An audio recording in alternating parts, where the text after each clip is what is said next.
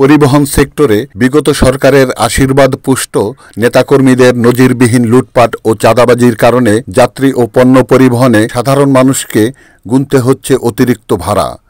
প্রকৃত পরিবহন মালিকরা ছিল নিষ্পেষিত ও ক্ষতিগ্রস্ত। বর্তমান পরিবর্তিত প্রেক্ষাপটে নিষ্পেষণকারীরা না থাকলেও পূর্বের ভাড়াই গুনছেন সাধারণ মানুষ। পরিবহন সেক্টরে সমন্বয়ের মাধ্যমে ভাড়া কমানোর তাগিদে সোমবার জেলা প্রশাসকের সম্মেলন কক্ষে বাস, মিনিবাস, পণ্য পরিবহন সংশ্লিষ্ট মালিক সংগঠনের সাথে মতবিনিময় সভা অনুষ্ঠিত হয়। সভায় সভাপতিত্ব করেন নারায়ণগঞ্জের জেলা প্রশাসক মোহাম্মদ মাহমুদুল হক। মতবিনিময় সভায় বক্তব্য রাখেন সুশীল সমাজের ব্যক্তিবর্গ ও পরিবহন মালিকগণ।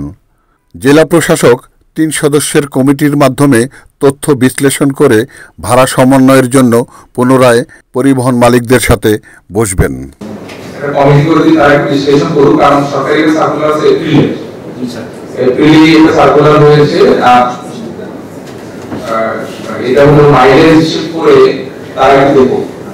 এডিএম সাহেব থাকবে, এডিশনাল এসপি ট্রাফিক থাকবে, আর বিআরটিএ ট্রেনিং থাকবে।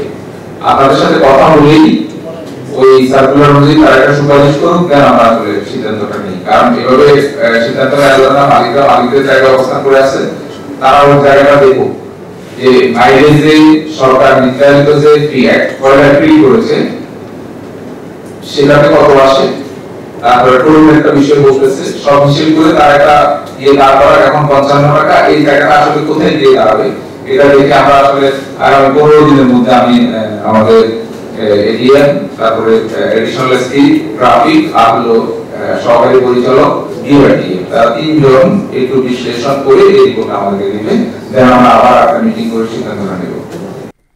Report Shahjahan Chowdhury, NNTV, Narayanganj.